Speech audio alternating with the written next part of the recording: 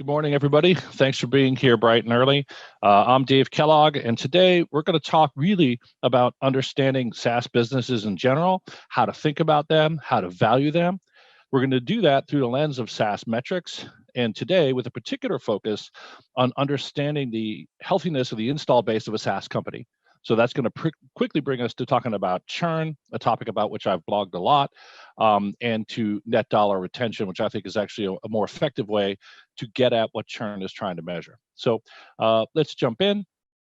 Quick introduction about me. So first, who is this guy? So I've been a CEO of SaaS startups for over 10 years at 2 different companies.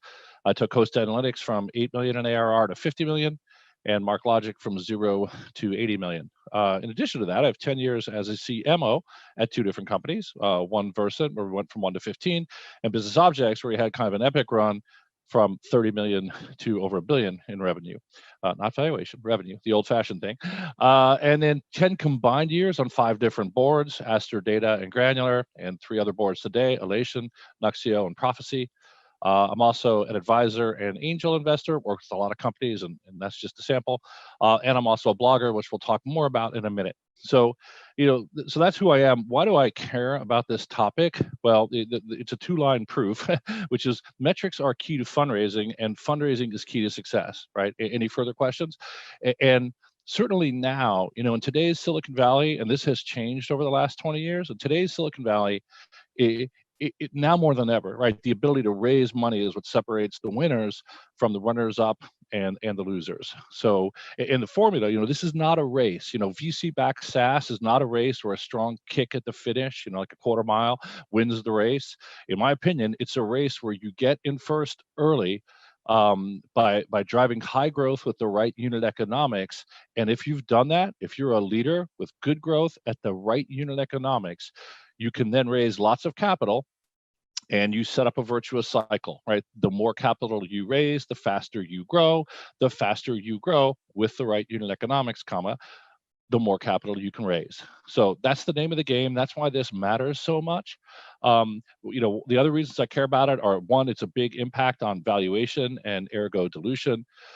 Second, I'm a huge believer in really trying to understand the guts or the drivers of a SaaS business, and looking at SaaS metrics helps you do that. I think every CEO should have a driver-based model where you play with sales productivity, sales turnover, sales ramp time, marketing as a percent of sales, cost per sale. You put these various drivers in, and you can see what happens to your business, see their impact.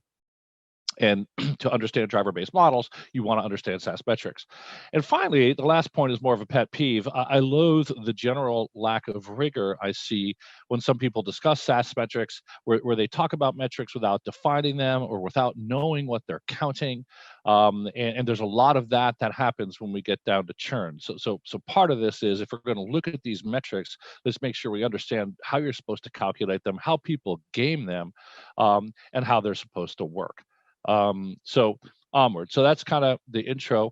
I do blog a lot about this stuff. My blog's at kellblog.com, and some of the topics I cover are SaaS businesses in general, kind of all aspects of SaaS businesses, particular emphasis on SaaS metrics, strategy, sales and marketing, which is my background, and more. So if you have a chance, if you like the material today, swing on over to Kellblog and take a look.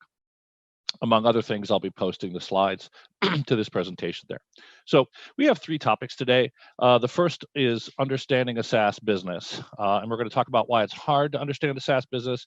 We're going to talk about how to think about a SaaS business. And then we're going to talk about kind of basic unit economics.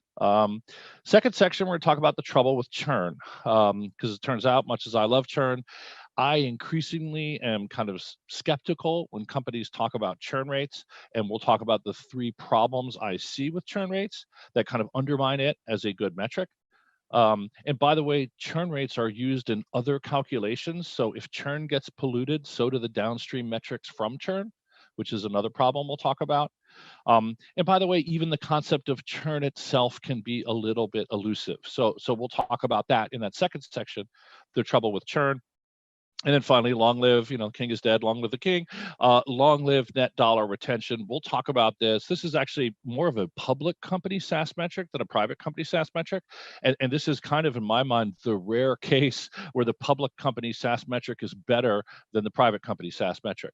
So for those of us who have spent all our time in the private world, I'll introduce you to what net dollar retention is. Then we'll talk about it as a valuation driver. We'll talk about how to calculate it. We'll talk about how to game it. It too is gameable. And then we'll talk about kind of a new twist on it, which is how to manage it. And then as kind of a preview, we'll end by talking about the metric I see coming after it. There's a request to the chat for defining churn, which I'll get to. I'm going to try and keep one eye on the chat. It's hard, to be honest. I got 3 monitors up. I'll define churn in a second. In short, it's ARR that leaks out of your bucket, and that will mean more in just a minute than it did right now. So that's what we're going to talk about. But first, let's just go look at the profit and loss statement. We'll start here. And this, they say the average American family has 2.5 children, right? Like there is no actual average American family. This is the average SaaS company. For each of these lines, I took the median off Meritech, and they have a great kind of public comparables website on their website, microsite on their website. And I took the median company. So this is the median revenue, the median COGS, the median gross profit, and I just laid it out to a P&L. So this is in many ways kind of the typical public SaaS company. By the way, it actually looks a fair bit like Alteryx. Not in all respects. Alteryx has better gross margins and other things. But if you had to say who was closest to this, kind of just eyeballing it in the data set, it's not miles away from Alteryx. But in any case, this is not Alteryx. This is the typical medium SaaS company. And the answer of where customer success fits into the P&L is sales and marketing, by the way. Good question. So I'm trying to keep one eye on that. But in any case, the reason it's hard to understand a SaaS business when you look at the P&L, there's actually 2 different reasons. There's what I'll call the usual suspects here, and then in the next slide we'll talk about the more conceptual reason. But the usual suspects are, first, that public companies don't disclose ARR, annual recurring revenue, right? They don't disclose it. And ARR is your subscription base. How many people are signed up, if you will.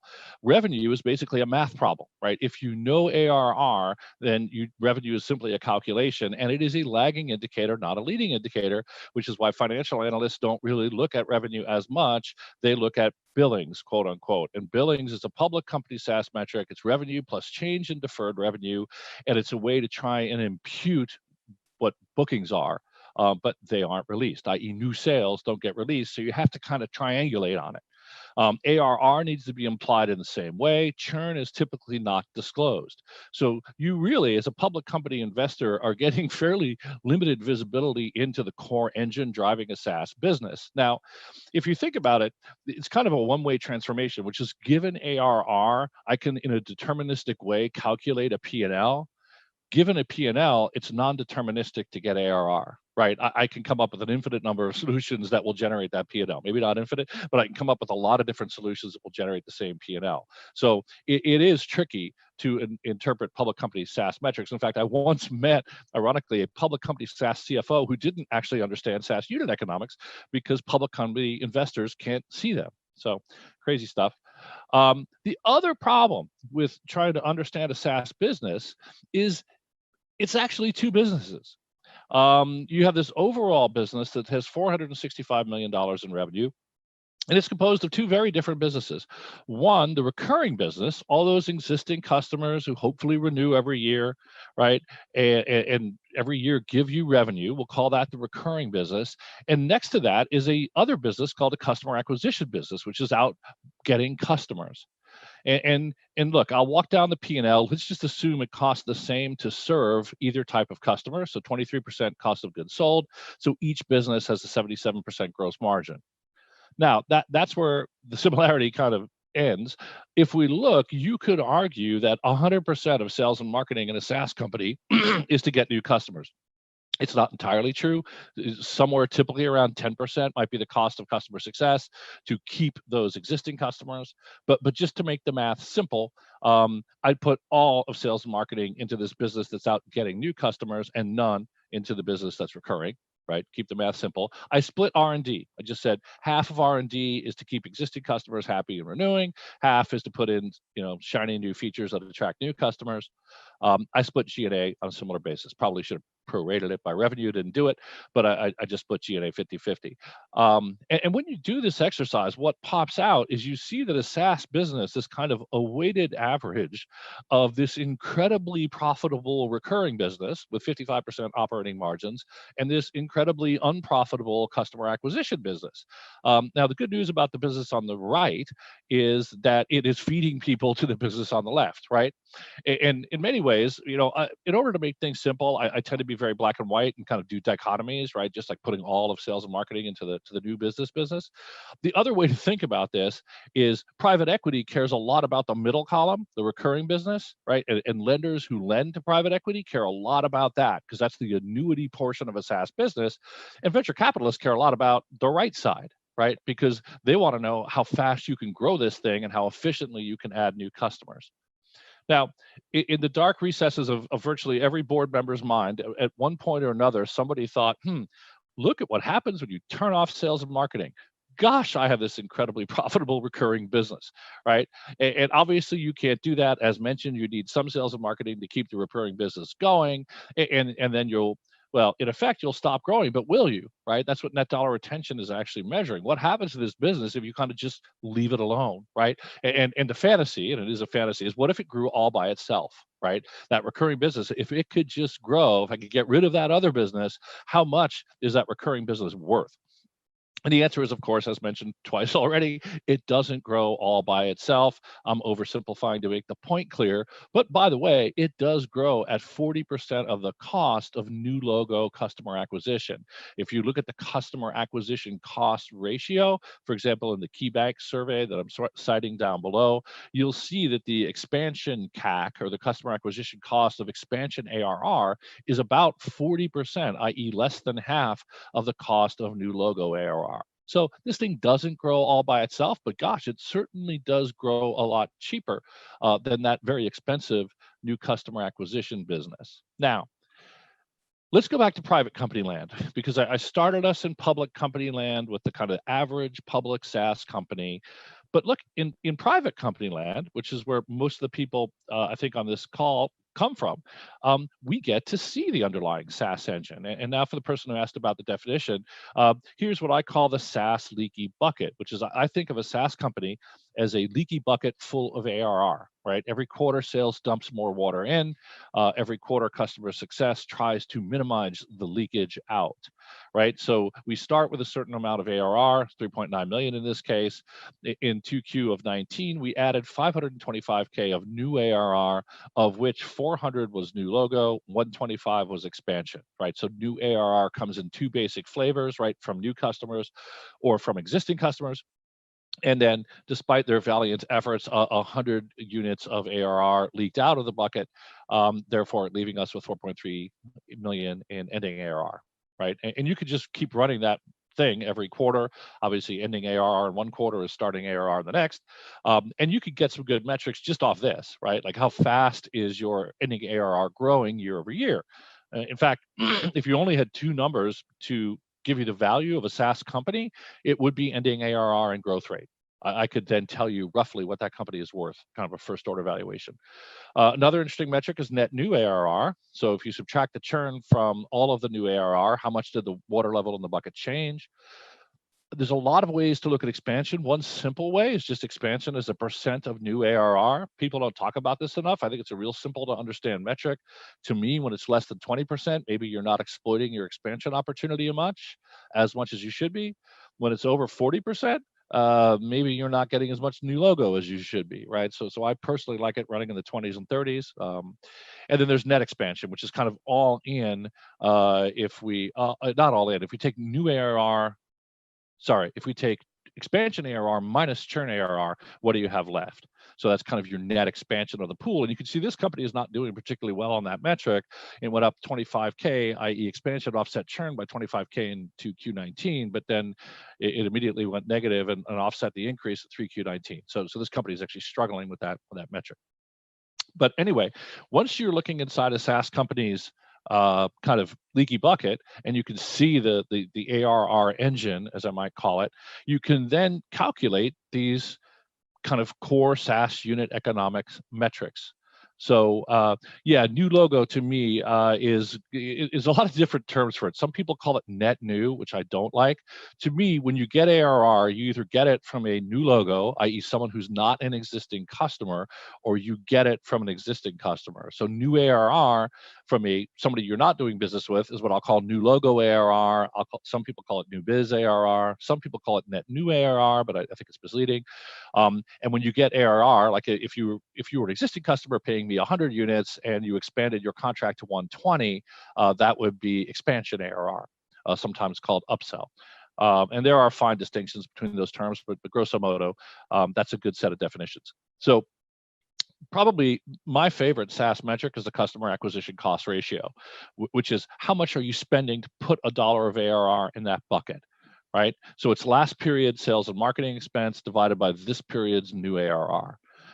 For SaaS metrics nuts, that's actually the inverse of the magic number, which Scale Ventures came up with. I prefer it in this form because it's more intuitive to me to say how much did $1 of ARR cost me. So I like the CAC ratio. Very important SaaS metric. Typically runs around 1.3. Below 1.3 is getting to be quite good. Below 1 is really good. Best I've ever seen was 0.4. Anything between 1.5 and 2, people start to scratch their eyebrows. Above 2, people get nervous. Above 3, people won't talk to you, roughly. So lifetime value is 1 over the churn rate. And this is actually customer lifetime. I made a mistake on the slides. It's a little confusing, but the lifetime value is basically the ARR per year times the lifetime. But the lifetime is 1 over the churn rate. So if you have a 10% churn rate, we would say your average customer lifetime is 10 years. Now, this is where it gets interesting. Because there's this notion of, well, wait a minute, is a CAC of 2 too high? Right? If I'm spending $2 to get $1 of ARR, is that really too much? It's on the high side compared to averages, but for my business, is it too high? And to answer that question, the best way to do so is say, wait a minute, you paid $2 for something, what's it worth? Right? If you have a very high churn rate, just say you have a 50% churn rate, it's a terrible deal, right? Because you paid $2 to get $1.50, right? Because they went 1 year and half of them churned, you only got $1.50 back. So that's not good. But say you have a 10-year LTV. Well, gosh, if I have a CAC ratio of 2 at a 10-year LTV, then my LTV to CAC is 5. And that's pretty good. I'm getting back 5 times what I paid, which helps pay for all those other expenses, right? Like R&D and G&A and everything else. So LTV to CAC for me for a long time was kind of the ultimate SaaS metric. Like, this is it. This is the one that kind of explains everything. It's kind of a balanced scale between how much you're paying for CAC versus how much you're getting back in LTV, right?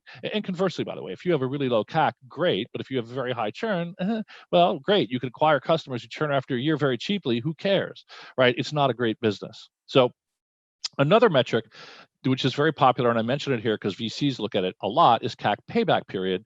And this is kind of my unique way of calculating it. It produces the same answer, but if you just take your CAC ratio and divide it by subscription gross margin, you get in years the CAC payback period. What does that mean? If your CAC is 2, i.e. you're spending $2 to acquire, well, let's say your CAC is 1.5, make the math easy. You're spending $1.5 to acquire $1 of ARR, and your subscription gross margins are 75%, then that means you get paid back your CAC in 2 years, right? 1.5 divided by 0.75 is 2. So how many years of gross profit does it take to pay back the sales and marketing costs of acquisition? A lot of people love this metric. VCs in general kind of like all-in-one metrics because they're trying to make an investment decision. I always feel like operators don't love these metrics as much because if it's too high, I don't know which side of it is broken. Right? If my CAC payback period is too long, is it because my CAC's too high or my subscription margin is too low? And as an operator, I want to go fix it. So in some ways, operators look at SaaS metrics a little bit differently than investors. So you think we're good. Hey, we just did SaaS Unit Economics 101. We looked at the public company view of a SaaS company. We looked at the private company view. We examined really what are the core key metrics, the leaky bucket, CAC, LTV to CAC, churn. We're good, right? Well, no, not so fast. Increasingly over the last several years, I personally, and I've blogged a lot about churn, I've become increasingly skeptical about churn rates. And I almost entitled this section, kind of tongue in cheek, why private equity firms recalculate all your metrics. Because people play games sometimes with their SaaS metrics. And in the VC side, frankly, I don't see as much recalculation. But when you meet PE people, they will literally take all your financials and just recalculate everything. You're going to say your churn is, only 10%. They're like, well, we'll figure out what your churn rate is. Just give us the data, and we'll calculate all the metrics, right? And the reasons we're going to talk about in here are some of the reasons why. So churn in my mind has kind of three fatal flaws, or not fatal, but in reality, look, the title of the speech is somewhat dramatized. I wouldn't say churn is quite dead. I would say churn is wounded. And the problems with churn are threefold. First, there's too many darn ways to calculate churn.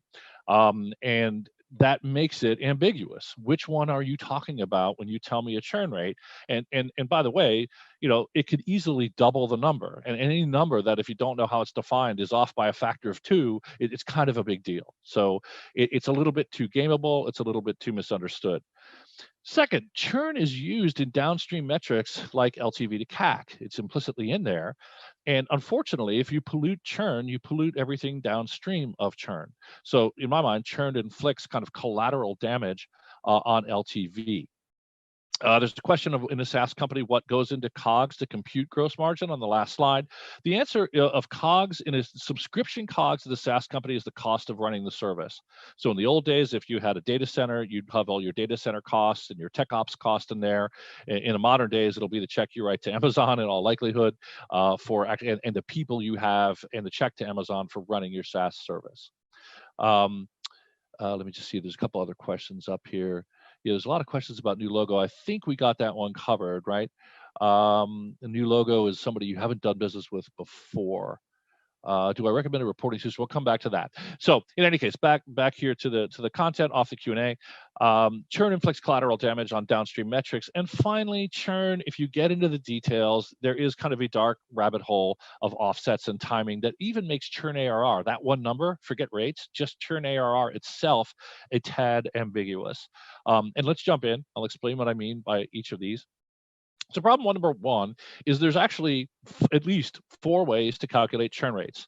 You can either say before expansion or after. So if I had 100 units of ARR in my bucket and 10 units leaked out from people who didn't renew and 15 units of expansion happened, did I have 10 units of churn, or did I have -5 units of churn? Right? Am I looking at churn before expansion or after? Gross churn is before expansion, net churn is after. And sometimes people reverse those two terms. It's not that uncommon. So another confusion factor in churn, what does net mean? Is it net of or net?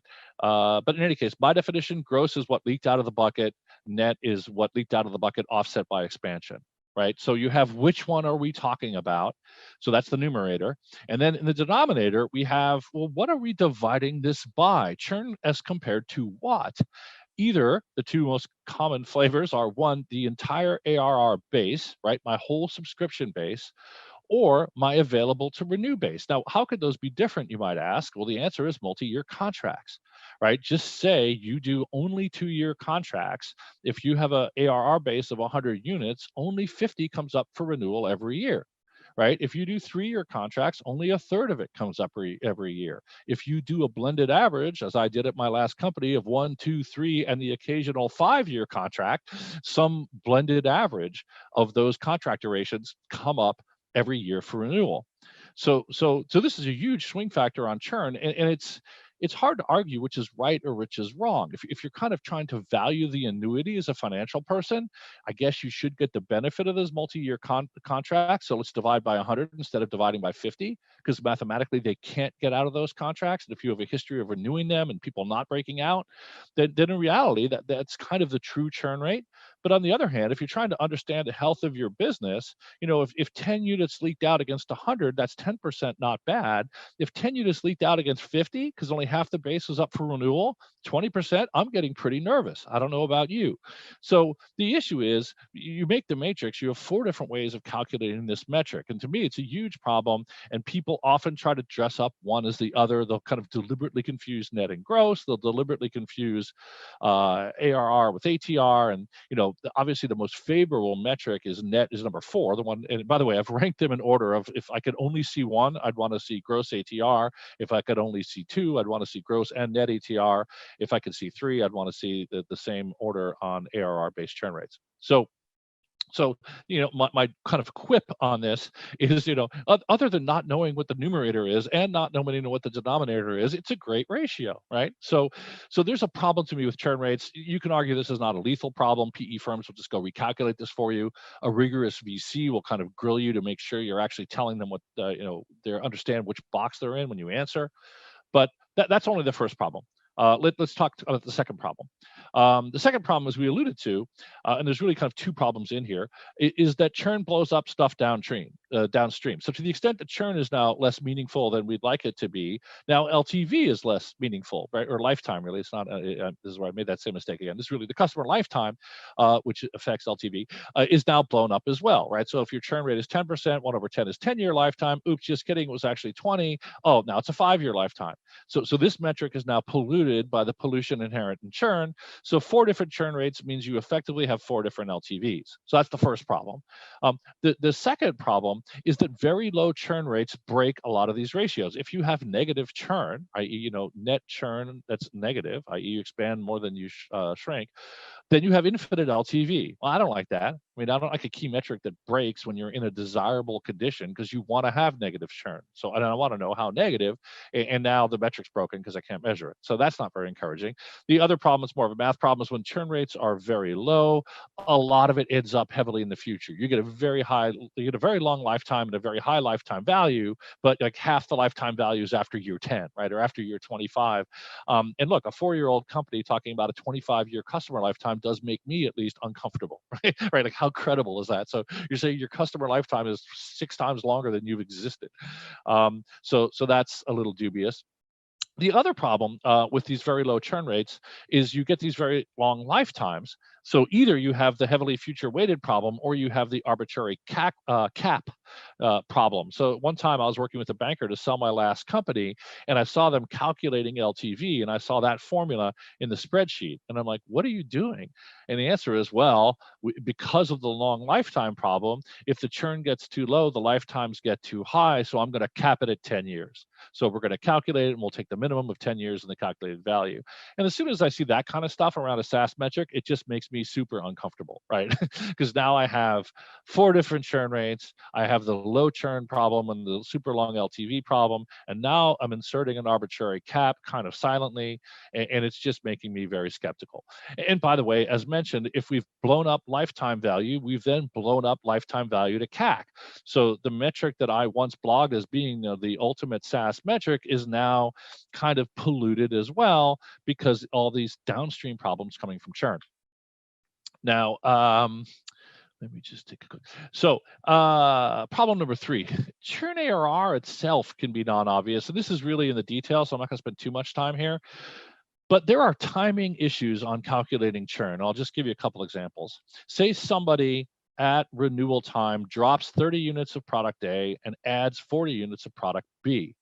Do we count that as 30 units of churn and 40 of upsell, right? Which is going to drive up my churn rate and my expansion rates, potentially, not net expansion, but my upsell as percent of new ARR will go up, right? Do I look at it that way, or do I look at it as just 10 units of upsell?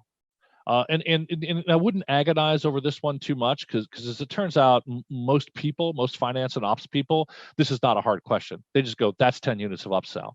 Now, if I'm a product manager, I sure as heck would like to know which products are losing customers and which are gaining customers.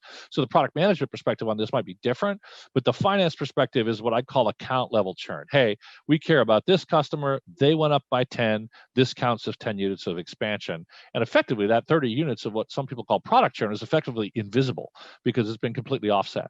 So in any case, that's one problem, which is at renewal time, how do we offset shrinkage and expansion? Not that hard, but it makes churn ARR a little ambiguous. The other problem is what I call upsell along the way, which is somebody starts out at 100 units, 6 months later they expand to 140, and they renew at 130. And the question is, gosh, is this 30 units of expansion, or is this 40 units of expansion and 10 units of churn? How do I count that? And look, the company itself, I'm going to argue, is schizophrenic, because when you're making the fundraising deck, right, you want to call this 30 units of upsell or expansion. But when you're doing CSM comp plans, you want to say, darn it, Mr. and Mrs. CSM, you lost 10 units on that contract. You couldn't renew it at full value. So I'd argue the company itself even gets a little bit confused. And then finally, we'll talk about this more at the end, but built-in expansion. So just say you sign a deal where it's a 3-year contract, 100 in year 1, 120 year 2, 140 in year 3. If you're going to think about like LTV to CAC calculations, this is more of a CAC thing than a churn thing. But what's the CAC? How much ARR did we acquire for that sales and marketing cost? Did we acquire, some might argue, 360 units? Well, that's not ARR. We got 360 units of revenue, but of ARR, we got 100 units, the initial ARR, and then we counted as 20 units of expansion in year 2 and year 3, or do we flatten it out and say it's 120 across 3 years? Or if you want to be aggressive, do you say, no, we acquired 140 units of ARR. We just haven't realized it yet. So which is it? Do a terminal ARR, average ARR, initial ARR? If I'm doing LTV to CAC, I need to know the answer to that. So look, as was once said about cash and profit, there's a semi-famous quote that, but cash is a fact, profit is an opinion.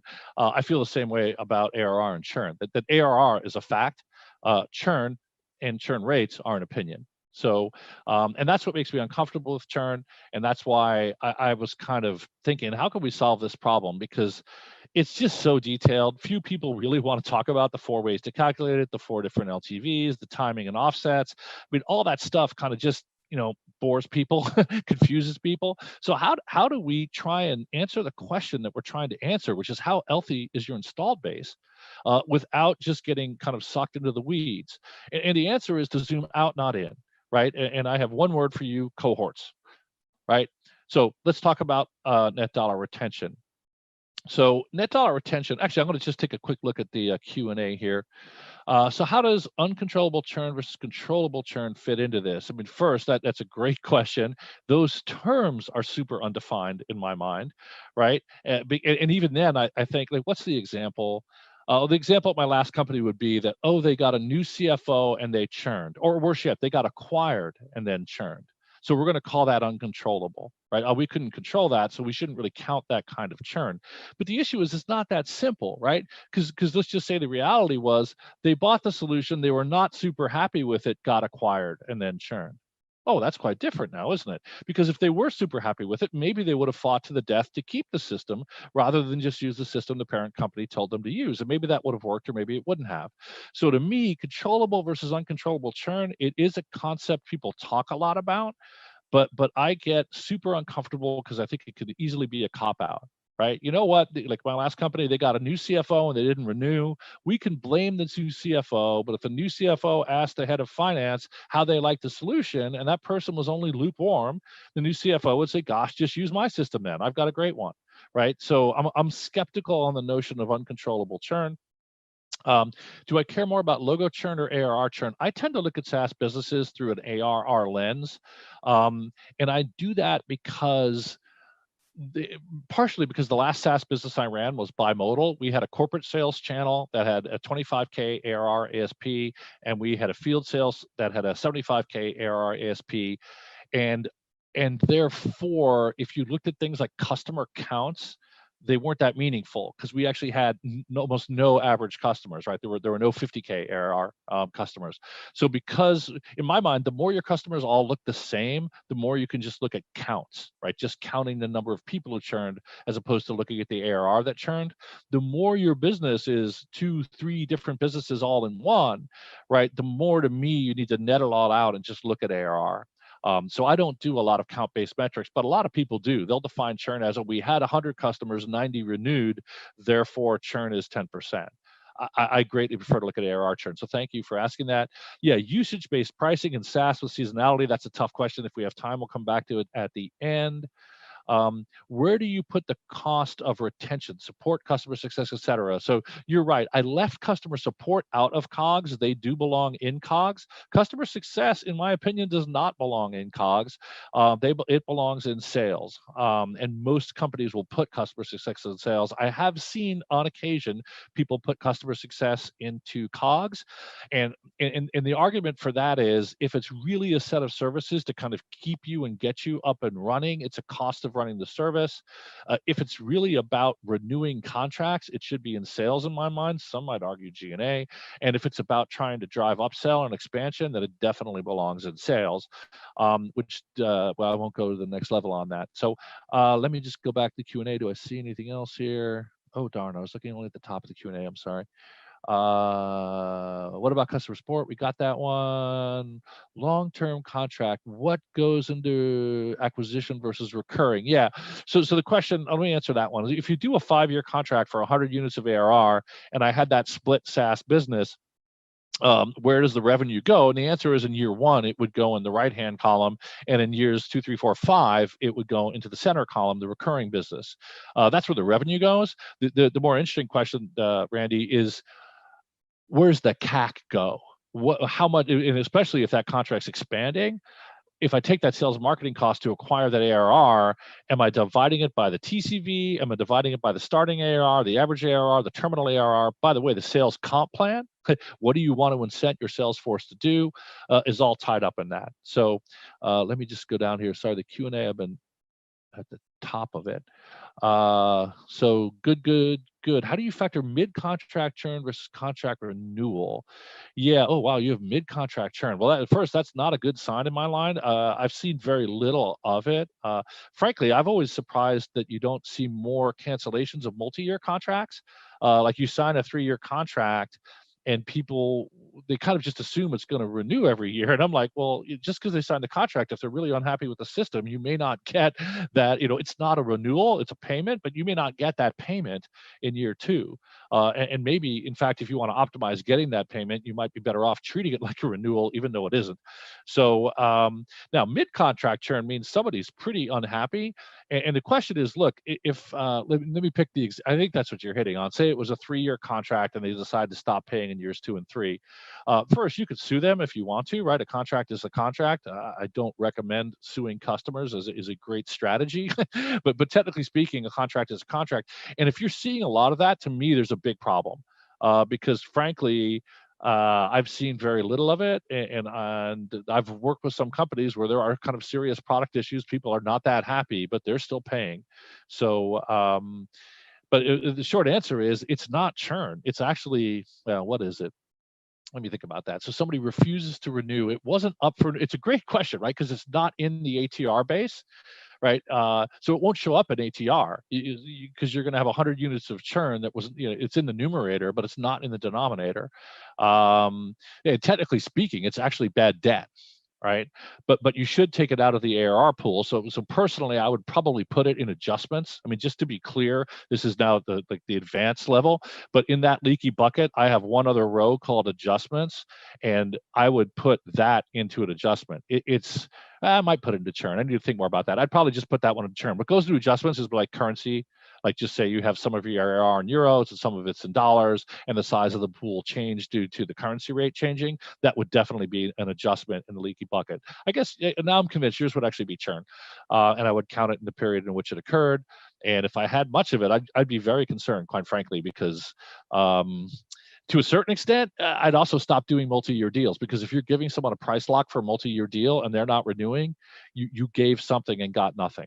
So anyway, let's come off the Q&A back to our regularly scheduled content here. So look, this problem, trying to figure out how healthy the installed base is a great problem for cohort analysis, where we just step back rather than stepping in, because when you step in, it's quicksand. We step back and say, let's just grab a cohort, typically all customers. What were they worth one time period ago? Let's just say a year ago. And now what are they worth today? Now, that's net dollar retention, today's value of their ARR, right? And ARR, there's some questions of that. It's just annual recurring revenue. If you agree to pay me 100 units a year to use my service, your ARR value is 100. So what were they worth a year ago? What are they worth now? And the beauty of this metric is three things. One, it's easy to calculate, it's easy to understand, and it's hard to game. And that's my biggest problem with churn ultimately, is it's easy to game. I got 4 different ways, plus some other things that I could do to fudge it. So now there are a few bad apples who survivor bias this. Unbelievably, public companies actually do this. And what they're effectively saying is, well, excluding the customers who aren't doing business with us anymore, the cohort almost definitionally expanded by N%, right? So instead of taking a set of customers a year ago and looking at what they're worth today, they do it backwards. They take a set of customers today and look at what they were worth a year ago. And that's survivor bias because we've excluded everybody who's not a customer today. So the only way to game net dollar retention rate is to survivor bias it. And sadly, some people do, but most people do not. So look, the idea of cohorts is not new. Virtually every S1, this is Datadogs, will show by year the value of cohorts. So the purple is all the customers acquired in 2013 and how they've evolved over time in value, et cetera, et cetera. So look, the idea of looking at cohorts in SaaS is not new. The idea of making this kind of chart is not new, and this kind of chart is, in my mind, not only is it not new, it's quite standard. But what is newer is netting this out to a single number, because if you get a single number, you can benchmark it, right? It's hard to benchmark this chart. I can't readily compare it to other charts. I mean, I can look at it, but benchmarks I can do off data. So, and by the way, net dollar retention is actually a very popular metric, right? So there's Martin Casado at Andreessen in a tweet stream about what metrics he likes to see. It's either in a board deck or an investor deck, I can't remember. But you've got net and gross dollar retention. And by the way, remember I said some people define them inverse of how I do? He's one of them, right? So you can see he's saying that gross includes churn and downsell and net does not. But in any case, a real example of where, people use those terms in backwards relative to each other. But in any case, both metrics are important in his mind and in mine as well. You have Alex Clayton, a great SaaS blogger, who has done blog posts about net dollar retention rate in IPOs. Recently, this guy, Zach Kukoff, put a tweet up showing the net retention of IPOs of SaaS tools selling to developers. And you can see Snowflake 158, Twilio 155. Those are really epic numbers, by the way. Elastic 142. And then finally, John Ma, who I think writes Public Comps, I think is the name of his newsletter. You can see here's what it takes to go public in 2020. The average one had 330 million in ARR, 49% revenue growth, and 120% net dollar retention. So this is a popular metric, and I think it is popular for the reasons we cited. It's easy to understand, it's easy to calculate, and it's hard to game. So what is a good net dollar retention rate? About 115, right? I think below 100, people start to get scared, right? Because it's saying that your ARR pool kind of decays by itself. It doesn't expand. It kind of, if left alone, it shrinks. And that's not good. Not for lenders or not for private equity people or not even for VC people. Nobody wants to see the ARR pool shrinking. So I'd say 100 is a practical minimum. I think between 100 and 105, it's kind of considered very meh.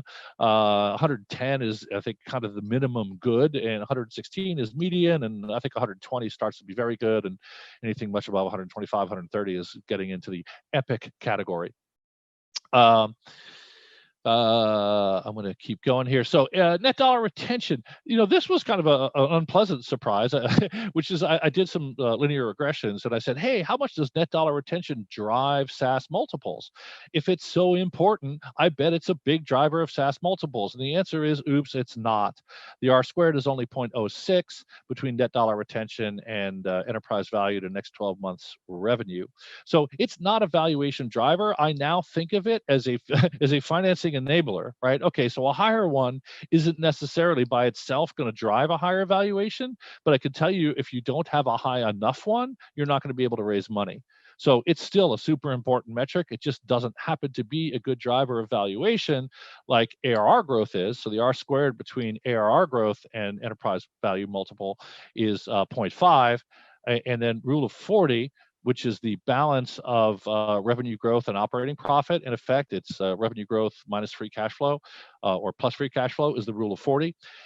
And ironically, you can see here that the rule of 40 at one point in time better explained multiples than just revenue growth. And now in these kind of frothy times, the better predictor of your multiple is just simply how fast you're growing. not how well you're balancing growth and profit. So that's kind of an interesting comment on the times, because for a long time, the rule of 40 was a better predictor of your multiple, right? How well you balance growth and profit mattered more to your valuation simply than just how much you're growing. But right now, it's kind of just, what is it? Just a full speed ahead, grow as fast as you can, and that's a better predictor of valuation. Now, to move forward, let's start to wrap this up. 3 pithy quotes to ponder. They're all basically saying, what gets measured gets managed, and various correlations. And when I was younger, I viewed that less skeptically. I was like, oh, if you want to manage something, you should measure it. And now I kind of have a negative connotation on the word manage, which is like, and this is expressed by the economist Justin Wolfers down there with Goodhart's Law. When a measure becomes a target, it ceases to be a good measure. I've actually blogged about this on pipeline coverage. I call it the self-fulfilling 3x pipeline coverage fallacy, or prophecy, the self-fulfilling prophecy. So because you kind of ruin the metric by making it a target, because now everyone's managing the metric and it kind of loses its predictive value. That's kind of what Goodhart's Law is saying. But to flip that over and to play the operator side of this, hey, if I'm running a SaaS business and I know that NDR matters a lot to my ability to raise funding, if not my valuation, why don't I just build it in? Why don't I, when I make a contract with a customer, say, hey, we think you're going to expand your usage over time. We think you're going to have 100 units of usage in year 1, 120 in year 2, and 140 in year 3. And how about I give you a price lock on those 3 numbers, and I'll give you a 10% cushion if we estimated wrong, and you're going to pay me those 3 numbers over the next 3 years. And wouldn't that be nice? You get price protection, you get some cushion on expansion, and I get built-in NDR. So right there, I have just locked in a near 20% net dollar expansion rate, right? I've traded away potentially some ARR now, but in my example, I actually didn't, because the usage was naturally expanding. So I didn't really trade away anything other than the price lock. And it creates this notion of pre-sold expansion. The first time I saw this, I was at a board meeting and there was a row in the spreadsheet called pre-sold ARR. And I was like, what the heck is that? And the answer was, it was this. It was the 20K of expansion in year 2 and the 40K of expansion in year 3. I did a tweet a while ago about what do you call this? And the consensus average was initial ARR, kind of average ARR in this case, and then terminal ARR. So look, this complicates, as we talked about earlier, CAC calculations and sales comp calculations. But the good news is you're locking in expansion up front. And that's great. If you're going to get measured on this metric, why not build it in?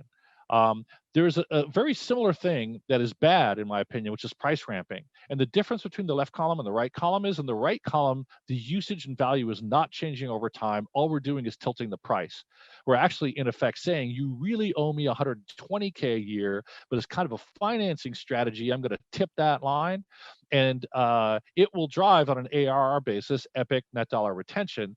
But on a revenue basis, ASC 606 will flatten it out. It will see right through this trick, and you will just end up with 120K per year in GAAP revenue. And this also has all the downsides of the left-hand column. And in my mind, it's playing accounting games. So there's a real shade of gray here, guys, between what I think is good and what I think is bad. But the fact of the matter is, if the usage is actually expanding and you lock it in, that's smart. If you're just tilting the price and it's really a financing game, it's probably not good. So to finish this up, the next frontier is, I think the next metric we're going to see private companies start to look at is now kind of second billing in public companies. RPO, remaining performance obligation. It's the amount of contracted ARR you have under contract that is not kind of currently either been billed, which is revenue, or been paid in advance, which is deferred revenue. So if you're not releasing RPO, there is no other way to see it. The only way a company you can know a company's RPO is if they tell you, because it does not appear in the balance sheet. People sometimes confuse deferred revenue with RPO, and they're not the same thing, because it only ends up as deferred revenue if they've paid you, in which case it ends up in your balance sheet as liability. So this is not tracked much by private SaaS companies, but I think it's the next public company metric the private companies are going to start to look at, either as they get bigger and start to think about going public, or just because investors, private company investors, are going to want to know. Because a SaaS company that has booked a bunch of 3-year contracts that largely get paid is arguably worth more than one that hasn't. So that's remaining performance obligation. Let's wrap this up here with takeaways. Look, a SaaS company is really the sum of two businesses, a recurring business and a non-recurring business. Unit economics are great, but churn can be problematic.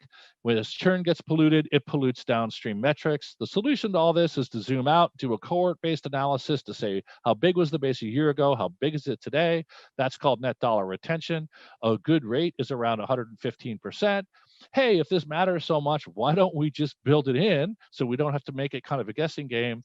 And then going forward, little preview for the future, I think startups are increasingly going to look not only at NDR, which is effective public company metric, but now RPO. So thank you all for coming. I will post the slides, and you can reach me at my blog or on Twitter at Kellblog if you have further questions. Again, thanks for coming. Good luck and happy expansion.